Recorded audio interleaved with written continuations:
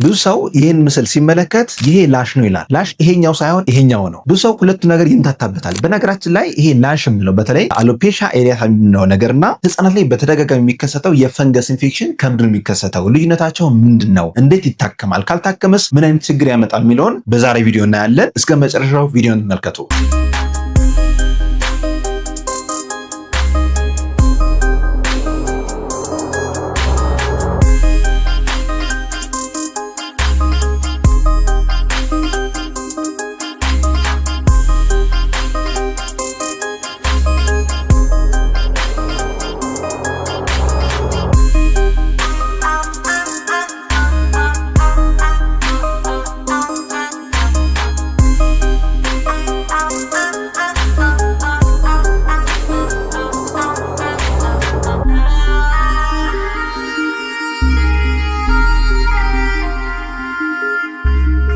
ጤና ይስጥልን። ዶክተር ፋሲል ነኝ፣ የህፃናት ስፔሻሊስት ሐኪም ከብሩክ ኪድስ ልዩ የህፃናትና ታዳጊዎች ክሊኒክ። በዛሬው ዕለት ስለ ህፃናት የፈንገስ ኢንፌክሽን እናወራለን። የፈንገስ ኢንፌክሽን ካልታከመ እንደዚህ አይነት ከፍተኛ መላጣነት እንዲሁም እንደዚህ አይነት ከፍተኛ ቁስለት ሊከሰት ይችላል እና የፈንገስ ኢንፌክሽን ከምን ይከሰታል፣ እንዴት እንከላከላለን፣ እንዴት እናክመዋለን እናወራለን። በተጨማሪ ደግሞ ሰው ላሽ የሚለው ነገር ምንድን ነው? በትክክል ህመም ነው ወይስ አይደለም? እንዴት ይታከማል? በዛሬ ቪዲዮ እናያለን። ቪዲዮውን እስከ መጨረሻው ይመልከቱት። ምናልባት ለዚህ ዩቲዩብ ቻናል አዲስ የሆናችሁ ሰዎች ይህ ብሩክ ኪድስ የሚባል የዩቲዩብ ቻናላችን ነው። ዘውትር ሰኞ፣ ሮብና አርብ አዲስ መረጃዎችን ለእናንተ ለወላጆች እናቀርብበት ነው። ብሩክ ኪድስ ዩቲዩብ ቻናላችን ከ300,000 በላይ ሰብስክራይበር ያለው ትልቅ ዩቲዩብ ቻናላችን ነው። እናንተም ቤተሰብ ብዙ ተጋብዛችኋል። በመጀመሪያ ደረጃ የህፃናት የፈንገስ ኢንፌክሽን በተለይ ፀጉር ላይ የሚከሰት የፈንገስ ኢንፌክሽን ከምን እንደሚከሰት ልንገራችሁ። በዋነኝነት የሚከሰተው በንክኪ ነው። የመጀመሪያው መተላለፊያው በንክኪ ነው። ያ ማለት ህፃናት እርስ በርስ ሲላፉ፣ ሲነካኩ፣ ፀጉር ከፀጉር ሲነካካ በቀላሉ ፈንገሱ ከአንዱ ወደ አንዱ ይሄዳል። ሃይሊ ኮንታጂየስ ነው የሚለው በተለይ የመጋባት ብቃቱ ከፍተኛ ነውና ብዙ አይነት የፈንገስ ኢንፌክሽን አይነቶች አሉ። በዝርያ ደረጃ ግን ብዙ ጊዜ የሚያጋጥመን ትራይኮፋይተን የሚባለው ነው። እነዚህ ከአንድ ልጅ ወደ አንድ ልጅ ለመሄድ ጊዜ አይፈጅባቸውም። በንክኪ በጣም ይተላለፋሉ። ሁለተኛው ደግሞ በቶንዶስ ሊተላለፍ ይችላል።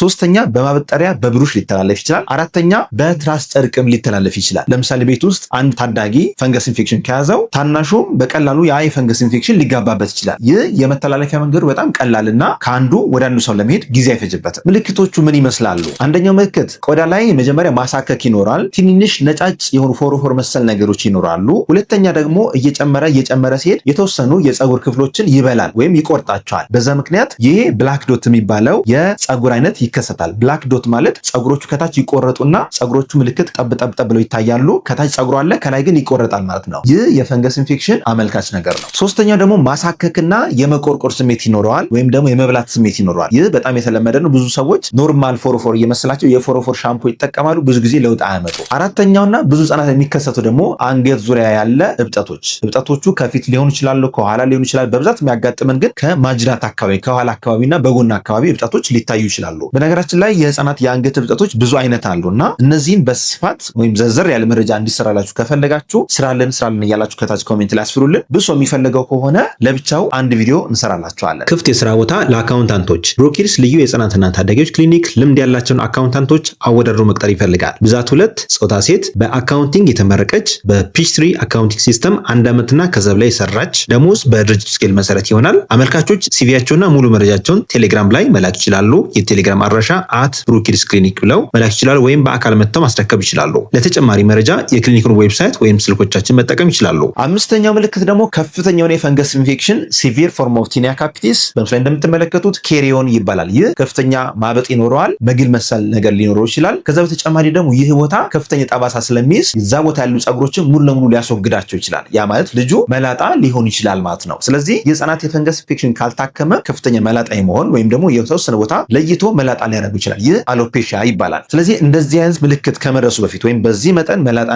ከማምጣቱ በፊት በቀላሉ ዲቴክት ተደርጎ መታከም የሚችል ነገር ነውና የህፃናት የፈንገስ ኢንፌክሽን ጋር በተገናኘ ህክምና ምርመራ ማግኘት ከፈለጋችሁ ከታች ባሉ ስልኮች ደውላችሁ በአካል መምጣትና ህክምና ማግኘት ትችላላችሁ። በመቀጠል ደግሞ የህፃናት የፈንገስ ኢንፌክሽን የጭንቅላት የፈንገስ ኢንፌክሽን ከላሽ በምን ይለያል የሚለው እናያለን። ከዛ በፊት ግን ያልታከመ ያልታከመ የፈንገስ ኢንፌክሽን ምን ሊያስከስት ይችላል? አንደኛ የባክቴሪያ ኢንፌክሽን ጎትቶ ሊያስገባ ይችላል። ያ ማለት ሱፐር ኢምፖዝድ የሆነ ወይም ተጨማሪ የሆነ የባክቴሪያ ኢንፌክሽን ያመጣና መግል ሊኖር ይችላል። ከፍተኛ ህመም ኢንፌክሽን ሊያስከስት ይችላል። በነገራችን ላይ የቆዳ የባክቴሪያ ኢንፌክሽን ከፍተኛ ከሆነ በተለይ የተወሰኑ የስትሬፕቶኮከስ ዝርያዎች ስትሬፕ ሃዮጀንስ የሚባለው የቆዳ ባክቴሪያ ኢንፌክሽን ከገባ አልፎ አልፎ ኩላሊት ላይ ተጽዕኖ ሊያስከስት ይችላል። ይህም ፖስት ስትሬፕቶኮካል ግሎሜሩሎኔፍራይቲስ PSGN ይባላል። ይህ ከስንት አንድ የሚፈጠር ቢሆንም የፈንገስ ኢንፌክሽን ተከትሎ ባክቴሪያ ከገባ ባክቴሪያው ይህን ኬስ ሊያስከስት ይችላል፣ ኩላሊትንም ሊያደግም ይችላል ማለት ነው። ስለዚህ የመጀመሪያውና ማስተዋል ያለባችሁ ነገር ያልታከመ የፈንገስ ኢንፌክሽን የባክቴሪያ ኢንፌክሽን ያመጣል። እሱ ደግሞ ኩላሊትን ሊያጠቃ ይችላል። ሁለተኛው ችግር ደግሞ አሎፔሻ ያመጣል። እንዳልኳችሁ ከፍተኛውን መላጣነት የተወሰኑ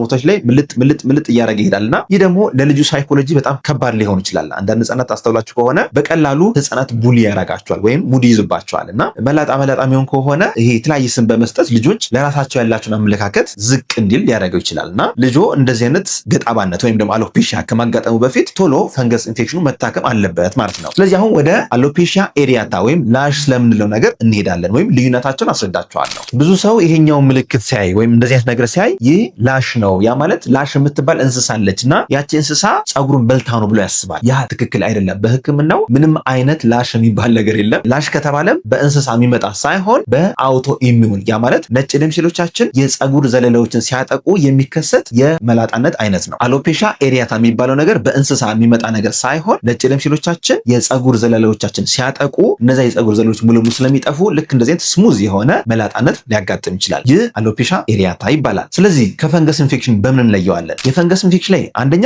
ብላክ ዶት አለ ብያቸዋለሁ ቅድም። ሁለተኛ ቀስ እያለ የሚከሰት ነው። ሶስተኛ ደግሞ ማሳከክ ይኖረዋል። አራተኛ የመቆጥቆጥ ስሜት ወይም የኢንፍላሜሽን ምልክቶች ያሳያል። እነዚህ ነገሮች ካሉ እሱ ፈንገስ ነው እንጂ አሎፔሻ ኤሪያታ ወይም ላሽ አይደለም ማለት ነው። ስለዚህ ይሄ ላሽ የሚባለው ወይም አሎፔሻ ኤሪያታ የሚባለው ዋና ምልክቱ አንደኛ ድንገታዊ ነው፣ ረጅም ጊዜ የሚቆይ ነው። ሁለተኛ ምንም አይነት ማሳከክ ወይም ማበጥ ወይም ደግሞ መፈርፈር ስሜት አያሳይም። ስሙዝ ነው፣ ማርጂኑም ክሊር ነው ወይም ይሄ ቦርደሩ በጣም ክሊር ሆኖ የሚታይ ነገር ነውና ብዙ ሰው ክሊር ሆኖ ስለሚታይ በእንስሳ የሆነ ነገር መታ የበላችን ይመስለናል። ግን እንደዛ አይደለም። ከእንስሳ ጋር ምንም የሚያገናኘው ነገር የለም። ስለዚህ ቅድም እንዳልኳችሁ የህፃናት የፈንገስ ኢንፌክሽን ካልታከመ አንደኛ ከፍተኛ ቁስለት ያስከስታል፣ የተወሰኑ ቦታዎች ላይ መላጣነት ያስከስታል። ከስንት አንድ ቢሆንም የኩላሊት ችግር ሊያስከስት ይችላል። ከዛ በተጨማሪ ደግሞ የህፃናት የሳይኮሎጂያቸውን በጣም አፌክት ሊያደርገው ይችላል። ለሴቶች ደግሞ ጸጉራቸው ማለት ውበታቸው ነውና ጸጉራቸው ከተበላ ወይም አንድ ቦታ ከሌለ በጣም አሳሳቢ ሊሆን ይችላል። ስለዚህ በተቻለ መጠን ልጆ ላይ እንደዚህ አይነት ምልክት ካስተዋሉ በአፋጣኝ ህክምና አድርጎ ቶሎ ማስወገድ ይቻላል። አሁን ወደ መፍትሄው እንምጣ። ህክምናው እንግዲህ የሚሰጠው መጀመሪያ ፈንገስ መሆኑ ከተረጋገጠ በኋላ ነው። ምክንያቱም ጸጉር ላይ ማሳከክ፣ ፎርፎር የሚያመጡ ብዙ ምክንያቶች አሉ። እነሱን የህፃናት ስፔሻሊስት ሐኪም ጋር ወይም ደግሞ የቆዳ ስፔሻሊስት ሐኪም ጋር ቀርቦ መለየት ይቻላል። ለምሳሌ KOH የሚባል ምርመራ አለ። ያ ማለት ፈንገሱን የምንለይበት፣ አስፈላጊ ከሆነ ደግሞ የደም ምርመራም፣ ከዛም ደርሞስኮፕ የሚባል አለ።